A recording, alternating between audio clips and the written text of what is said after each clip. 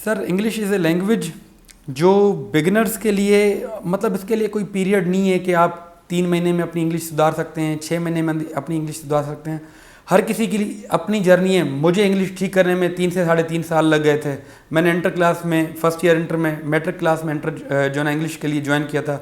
एक local English centre था, मैंने वो ज्वाइन किया था। Luckily I got one of the finest teacher of a town of Sindh level, कि जिन्होंने हमें इंग्लिश की वो जो है ना फार्मूला दे दिया जो अभी तक हमारे काम आता है। तो मैं इस्लामाबाद में भी रहा हूँ, वहाँ पे उनके पास रिटन नहीं था, स्पोकन ज़्यादा था। We should focus on our writing. बाकी ये जो रूल्स वगैरह होते हैं उनके पढ़ने से मुझे तो कभी भी इंग्लिश नहीं आई। It is you need extensive practice over each and everything. Tenses, modals, जो उसके पूरे स्टेप्स हैं उसको आपको फॉलो करना होता है। वो फिर आप कितने टाइम में उसको कवर करते हैं, that completely depends on you.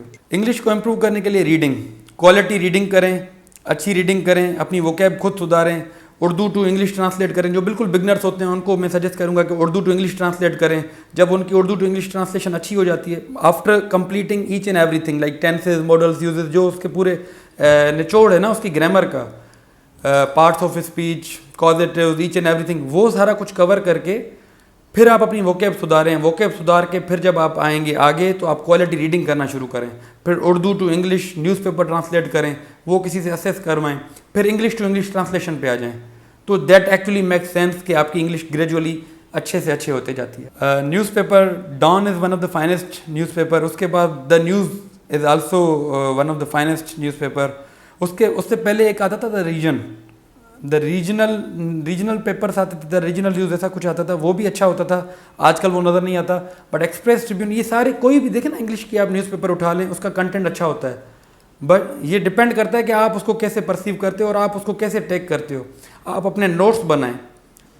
आप डेली, आपकी वोकैब होनी चाहिए कि आपको 2 से 3 वर्ड्स याद करने और उसको अपनी राइटिंग में इनकॉर्पोरेट करने हैं। तो ये ग्रेजुअल प्रोसेस है। ये कोई इसके लिए जैसे यहाँ पे कोर्सेज होते हैं कि हमने 6 महीने में आपकी इंग्लिश सुधारनी है, 3 महीने में आपकी इंग्लिश सुधारनी है।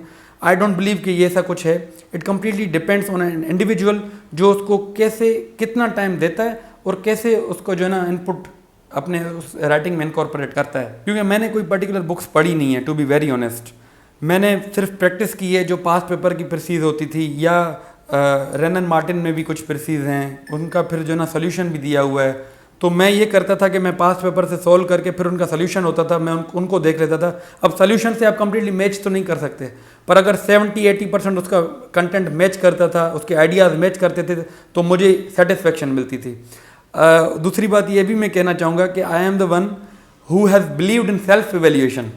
मेरी ज़्यादा किसी से ना असेसमेंट हुई है, ना किसी के पीछे मैं इतना भागा हूँ। क्योंकि एस्पायरेंट्स का ये होता है कि हर तीसरे टीचर के पास जाते हैं असेसमेंट करने के लिए।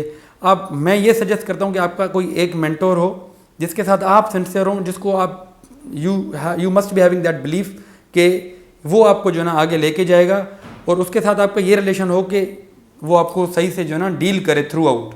होता है हमारे जो ना मेंटोर्स होते हैं उनके पास टाइम नहीं भी होता, तो उसके लिए सेल्फ इवैल्यूएशन बेटर्स अ लॉट। आजकल तो देखें चैट जीपीटी का दौर आ गया है, एआई का दौर आ गया है। सिंपली मेरी एक ये भी टिप होती थी, ये रिसेंट जो मैंने अटैम्प्ट दिया था उसमें मेरा ये था कि I had no one to get assessment from ना।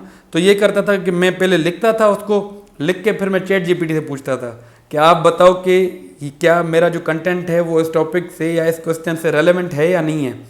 फिर वो डेफिनेटली वो चैट जीपीटी है, रोबोट है, वो एडिशन करता था, पर वो एक सजेशन दे देता था कि yes this is relevant content, और 1-2 पॉइंट जो नॉन रेलेवेंट होते थे वो भी निकाल देता था।